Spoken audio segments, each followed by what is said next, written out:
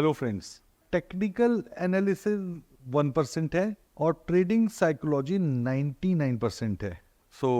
आपको अगर वाकई में एक मैसिव वेल्थ क्रिएट करनी है तो ये वाला जो चैप्टर है बहुत इंपॉर्टेंट है। जितनी बार सुनोगे उतना आपके लिए बेहतर रहेगा।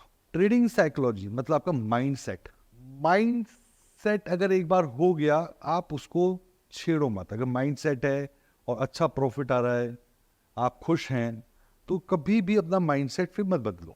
आप अपने घर से ऑफिस जाते हैं, स्कूल जाते हैं, फ्रेंड्स के जाते हैं, रिलेटिव से जाते हैं, तो कितने लोगों को आप क्रॉस करते हो। हर इंसान का अलग बिलीफ सिस्टम होगा, तो आप अपने आप को हर एक इंसान के हिसाब से नहीं बदल सकते। तो आप अपना एक माइंडसेट रखो। माइंडसेट पॉजिटिव है, प्रॉफिटेबल है, हैप्पीनेस है उससे, तो आपको अपना माइंडसेट नहीं बदलना, किसी की नहीं सुननी।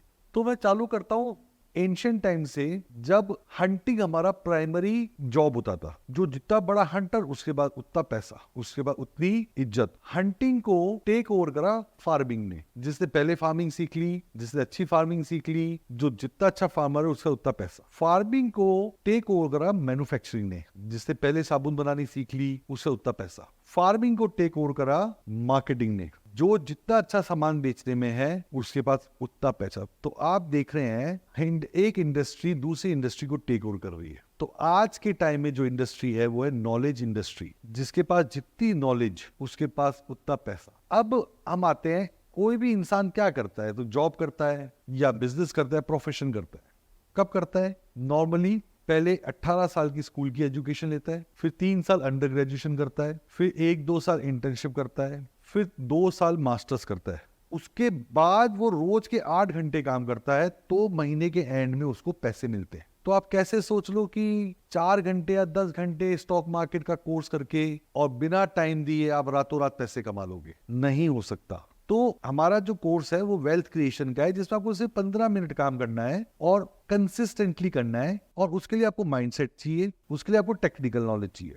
तो 2 चीजें में से एक तो हमने दे दी, और एक माइंडसेट करने के लिए चैप्टर है। तो माइंडसेट में सबसे पहली चीज है आपकी पर्सनैलिटी। क्या आप रात को सोए बिना सुबह जॉब पे जा सकते हैं? क्या आप बीमार हैं तो जॉब कर सकते हैं, बिजनेस कर सकते हैं, प्रोफेशन में आ सकते हैं? तो सबसे पहले आपको हेल्थ, जिसमें सबसे इंपॉर्टेंट है प्रॉपर स्लीप। आप टाइम से सो करके टाइम से उठेंगे, तभी आपको माइंड फ्रेश रहेगा और तभी आप सही डिसीजन ले पाएंगे। तो ये आपके हाथ में है। तो यहां पर मैं एक बात करूंगा, circle of influence and circle of concern. Circle of concern होता है कि आपने लोगों के बारे में क्या सोचा, लोगों के बारे में क्या बातें करी, लोगों के बारे में क्या सीखा।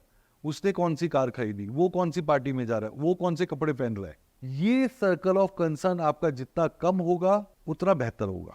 और दूसरा सर्कल ऑफ इन्फ्लुएंस, कि आज आपने क्या नया सीखा, आज आपने क्या एक अच्छा काम किया, आज आपने अपने आप में क्या बदलाव लाया इन अ पॉजिटिव वे। तो आपको अपने सर्कल ऑफ इन्फ्लुएंस पे ध्यान देना है, ना कि सर्कल ऑफ कंसर्न पे। फिर मैं बात करूंगा 3 चीजों की। पहली चीज आपका जन्म। उस जन्म से आपको मिला डीएनए आपकी फैमिली का, ये आपके हाथ में नहीं था।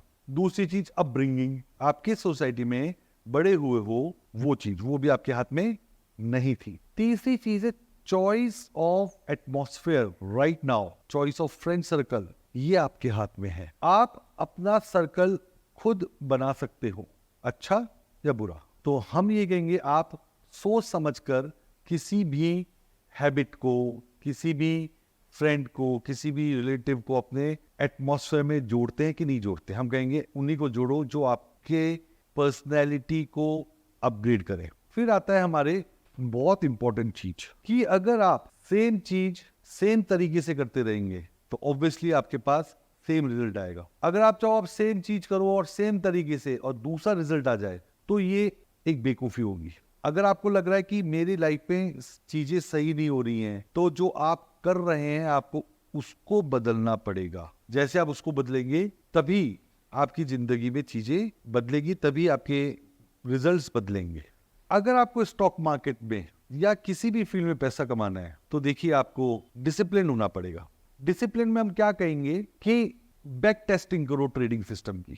अगर आप देखते हो हाँ यार, ये ट्रेडिंग सिस्टम ने बहुत प्रॉफिट दिया पिछले 10 साल में, 5 साल में, 3 साल में, और आप ट्रेडिंग सिस्टम को एक्सेप्ट करते हो और कहते हो मैं कभी गैम्बलिंग नहीं करूंगा और सिर्फ मैं इस सिस्टम के हिसाब से चलूंगा, तो आप वाकई में बहुत पैसे बना सकते हो, लेकिन आप गैम्बलिंग करने लग गए, आप अपने ही दिमाग में चार्ट पहले से बनाने लग गए, तो आप तैयार रहिए कि आपके लाइफ के अंदर खुशी चल जाएगी। हाँ, जब आप लाइव में ट्रेडिंग कर रहे हैं तो आप गलतियां करेंगे, जरूर करेंगे। ऊंचे भाव पे ले लिया, बीच के ट्रेंड में ले लिया, ट्रेंड खत्म होने वाला है तब ले लिया, लॉस चालू हो रहा है होल्ड कर लिया, लॉस को बड़ा कर लिया, करेंगे आप मिस्टेक। लेकिन अगर एक बार मिस्टेक कर दी फिर वापस मिस्टेक मत करना, नेवर रिपीट द मिस्टेक्स। यहां पर एक बात होती है कि कोई शेयर की कीमत गिर रही है, गिर रही है, गिर रही है, तो लोग उसको एवरेज करते हैं। बहुत से लोगों ने Yes Bank, Idea, HDIL, Reliance Communication, इन शेयर्स को एवरेज एवरेज एवरेज एवरेज करते रह गए और उनका सारा पैसा उसमें निकल गया। तो आप कभी भी एवरेज न करें।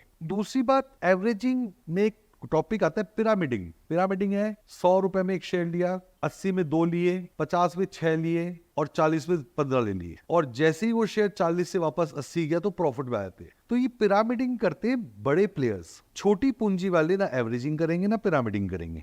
सिंपल सा जो हमने सिस्टम आपको बताया है, 13 EMA के ऊपर प्राइस आई आप खरीद लो, 13 EMA के जैसे नीचे आप प्रॉफिट बुक करके या लॉस बुक करके निकल जाओ। आपको अपने सिस्टम के हिसाब से एंट्री करनी है और एग्जिट करनी है। मार्केट के अंदर बहुत सारे लोग हैं जो टिप्स देते हैं, कुछ लोग पैसे लेके देते हैं और कुछ लोग शादियों में, पार्टियों में, यारी दोस्ती में फ्री में टिप देते हैं। तो अगर आपको लगता है कि हाँ ये सोर्स एक अच्छा टिप देने वाला है तो आप उसको ब्लाइंडली फॉलो मत करो। जैसे किसी ने बोला कि एक शेयर है XYZ, वो खरीद लो, तो आपको कुछ नहीं करना, आपको अपने घर आना है, उस शेयर के फंडामेंटल्स देखने हैं कि कंपनी में लोन कितना है, रिजर्व कितना है, डिविडेंड कितना दे रही है, बोनस कितना दे रही है, किस सेक्टर में है, उसके कॉम्पिटिटर्स कौन है, वो देख लो। आपको लगता है हाँ कंपनी बेकार है तो उसमें पैसा मत डालो। अब आओगे तो कंपनी अच्छी है, फिर जाओ अपने ट्रेडिंग व्यू पे और देखो क्या उसकी प्राइस हमारे सिस्टम के 13 EMA के ऊपर है या नीचे है। अगर नीचे है तो वेट करो ऊपर आने का और फिर खरीदो,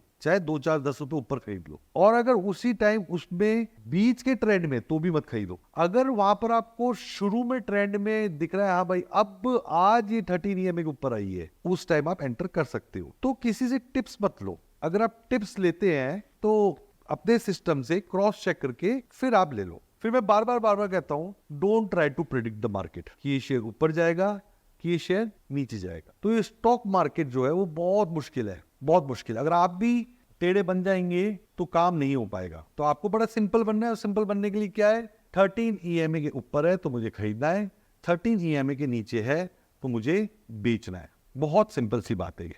अब बात आती है कि चलो आपने कोर्स कर लिया, आपने मेरी बातें सुन ली and you are now ready, training आपकी हो गई। लेकिन ट्रेनिंग अभी आपकी सिर्फ आपने नॉलेज ली है मेरे से। अब जब आप लाइव मार्केट में जाओगे तब आपका रियल टेस्ट होगा। आप पेपर ट्रेडिंग ना करें। पेपर ट्रेडिंग में हर कोई पैसे कमाता है। पेपर ट्रेडिंग मतलब कि आप खरीद बेच नहीं रहे हो अपने पैसों से, आप सिर्फ पेपर पे लिख रहे हो मैं इतने पे खरीद लेता, मैं इतने पे बेच देता। आप पेपर ट्रेडिंग मत करो। पेपर ट्रेडिंग आपका सिंपली टाइम वेस्ट है। आप लाइव मार्केट में करो। अगर आपको लगता है कि मैं 10 लाख रुपए लगा सकता हूं, मैंने बैक टेस्ट भी कर लिया है, लेकिन अब मुझे कॉन्फिडेंस नहीं आ रहा, तो आप एक बार 1 लाख से करो। अब जब 1 लाख से महीना, 2 महीना, 3 महीना, 6 महीना, जब आपको कॉन्फिडेंस आ जाए हाँ यार ये सिस्टम मुझे प्रॉफिट दे रहा है, तो आप 10 लाख लगाओ। लेकिन पेपर ट्रेडिंग मत करो, आप लाइव ट्रेडिंग करो, तभी आएगा। एक और इंपॉर्टेंट बात जो मैं बार बार बोलता हूं, बड़ा प्रॉफिट खाओ और छोटा प्रॉफिट लॉस काटो। 100 रुपए की चीज है, सिस्टम 8 रुपए ले गया, 9 ले गया, 10 ले गया, 11 ले गया, 12 ले गया, 13 ले गया, 25 ले, जाते जाओ। ये नहीं कि 100 रुपए चीज लिया और 105 चला गया और सिस्टम कह रहा है अभी बेचो मत और 105 में बेच के निकल गए। नहीं, प्रॉफिट पूरा राइड करो। और अगर सिस्टम ने कह दिया भाई 98 पे निकल जाओ 2 रुपए लॉस पे, तो हाथ की हाथ आपको अपना सौदा काटना है और 2 रुपए का लॉस बुक कर लेना है। वो विंडो खाली कर लेनी है और उसका पैसा नए शेयर में आइडेंटिफाई करके उसमें इन्वेस्ट करना है। देखिए, अगर आप वो पैसे कमाने लगे, आपने देखा हाँ यार ये तो मुझे अच्छा खासा रिटर्न दे रहा है, अब मैं अपनी जॉब छोड़ देता हूं, मैं अपना प्रोफेशन छोड़ देता हूं और मैं मार्केट से उधार पैसा ले लेता हूं 1 करोड़ रुपए और मैं खूब पैसे कमाऊंगा। ये गलती आप कभी ना करें। अपना जॉब आप कभी भी ना छोड़े।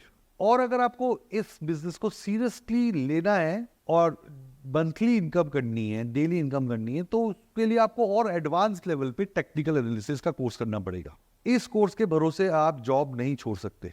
तो मेरी ये रिक्वेस्ट होगी कि आप अपना जॉब कंटिन्यू रखें और 3 बजे से 3:15 में आप देखें कि मुझे अपना पोजीशन होल्ड करना है कि पोजीशन काटनी है। That's it. अगर आपको नुकसान हो रहा है, आप गलत डिसीजंस ले रहे हैं, तो उसको अनाउंस करो। कभी भी अपना लॉस छुपाओ मत। मोस्टली स्टॉक मार्केट में क्या होता है, लोग आपको आके तभी खुशी से बात करते, भाई देख आज मैंने इतने पैसे कमाए, भाई देख मैंने आज इतने पैसे कमाए। अरे आपने आज तो कमाए, बाकी 200 दिन क्या किया वो बताओ। तो अपना लॉस मत छुपाओ, आप लिखो कि आज मैंने इतना लॉस किया। तो अगर आप देख रहे हो कंसिस्टेंटली लॉस हो रहा है, तो फिर आप वापस से अपने माइंडसेट पे काम करो और देखो कि मेरे माइंडसेट में ऐसी क्या दिक्कत है कि मैं सही सिस्टम होते हुए भी लॉस करे जा रहा हूं। आपको एक क्लेवर ट्रेडर बनना है, चालाक। आपको बेवकूफ ट्रेडर नहीं बनना। जैसे बिल्ली आती कबूतर के आगे, तो कबूतर क्या आंख बंद कर लेता है और वो सोचता है बिल्ली चली जाएगी, नहीं बिल्ली उसको खा जाती है। तो आपका लॉस हो रहा है और आंख बंद करके बैठे हो, अरे आ जाएगा शेयर ऊपर आ जाएगा। भाई साहब स्टॉक मार्केट आपको खा जाएगा, एकदम खा जाएगा। स्टॉक मार्केट इज रैंडम, कभी भी कुछ भी हो सकता है।